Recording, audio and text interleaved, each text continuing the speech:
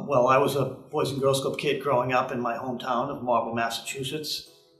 Me and my younger brother basically lived at the club, probably for about 5 years growing up. I had great memories of the Boys and Girls Club. I do call myself a club kid. And that's what made me feel like we needed a club in Marshfield. I got involved in the Marshfield Boys and Girls Club because I saw an ad in the paper that they were having a meeting, and said I might as well drop in. My interest was because I grew up in a Boys and Girls Club, and grew up in a small town that a Boys and Girls Club community center was an enormous part of our lives. Went there when I was 7 years old and was a part of it, and was eventually Youth of the Year. I was a member of the Somerville Boys Club growing up as a kid. Of course, we didn't have the good sense to include the girls as well like we do today. But growing up in town, we have two lovely children here tonight with us. Even though they've had the best of care and the best of opportunities, when kids start to get older into their teenage years, they're looking for things to do outside of their own sphere, outside of their own home, their parents. They want to go to places that are theirs. And I really like to think that there's something in town that could be safe for them to go to and fun. And that's what really got me involved.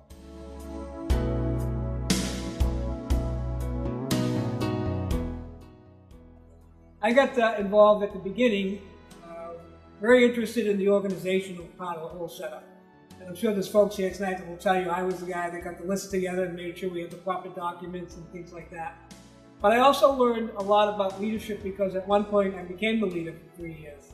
And it was a very interesting and challenging position that I had, but I'm much better for it. I've made a lot of great friends, a lot of great contacts in the town, and I'm so vested in this that I can't wait for tomorrow to see what we're going to do next. It has been an incredible experience. I think life-changing in terms of getting to know many people in the town of Marshfield, getting to be involved with an incredible group of people. Great to be part of a mission and a goal to see it accomplished, to see our first clubhouse open, to see our second clubhouse open has been unbelievable. And to now continue to see every day when you're at the club, the impact it has on kids is amazing. And the impact it had on our family. Yeah, as a family, I think it's been a great lesson for the girls to see the final product, to go by the beautiful building after all that time working and putting it together. When we came up with the idea, we didn't have any children at the time. So people were saying, what are you guys doing? Well, the community needed a place like the Boys and Girls Club. And I can't say how proud I am. If you go to the club today, folks are watching this video, you got to go when the kids are getting to the club, when the buses arrive. It's amazing how many children are there now.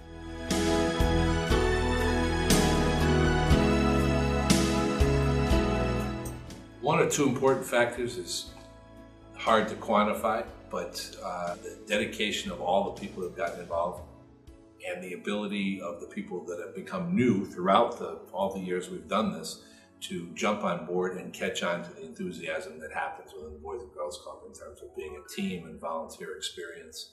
I think that's been unbelievable. Just the fact that we were able to do what we set out to do. At times the community may have thought this might not have been able to happen, and we did. With the group that we had, the board of directors we had, the folks who gave donations and to make this happen. That's the biggest thing, because we went from a dream to reality to what we have today. And that's the biggest thing. I mean, when the club first opened at Library Plaza, you might have been able to fit maybe 150 children there. Now you go there and you can probably put 400 kids there. So it's just the growth of the club. To see it over the 10 years, it's amazing. Well, one of them actually is here tonight. All you folks who continue to come to our events, contribute to our sponsorships, the golf tournament, those who have given their resources, their time, their money in the capital campaign. Without all your help, we wouldn't be enjoying the new club that we're enjoying today. And the continued commitment of the folks that have been on the board for so long, there's a core of us that I think you're going to have to drag us out of here. Yes. We've been so vested in this and so involved and so committed to see this work that sometimes we may get in the way, but we really do love what we do and we love what we've created. And I think, of course, the commitment of the staff that have been there, like Kathleen, since day one. The people that are so valuable to the children that go to the club. We couldn't do anything there without them.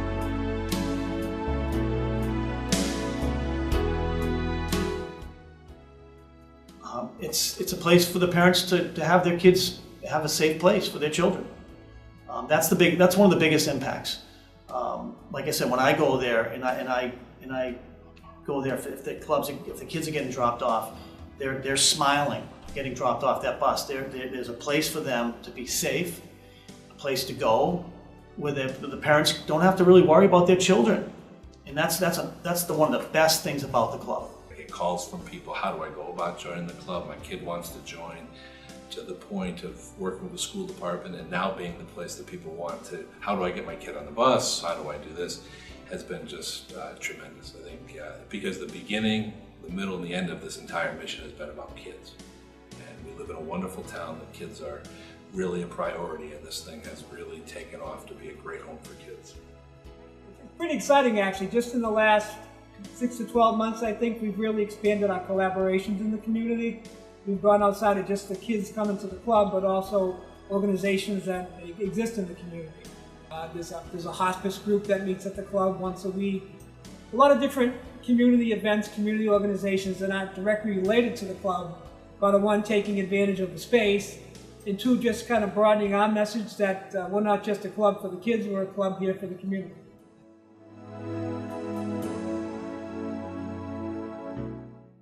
One, of course, collectively was cutting the ribbon at the new club. That was really an effort that we all celebrated. I had the distinct honor of being the person who was the chair, but it was all of us, and it was a very proud moment. And I was thinking back to when we had the smaller club back at Library Plaza.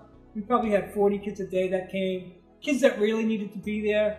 And I forget all the facts, but one of the kids' mother got sick, really sick. It was serious. And the kids, although they were young, they realized what was going on, and they rallied around this kid to give him support. And it just meant to me that this place really means something to these kids. It just helped motivate me personally to keep going with this, to make this the reality that it is today. The fact that we were able to open the club is by far the biggest achievement, and one of the biggest achievements I've ever been involved in my life. And one of my proudest moments is when we opened the club 10 years ago. Most satisfying and proud moments are clearly the two most important days, which are the day we opened 10 years ago, February 28, 2004,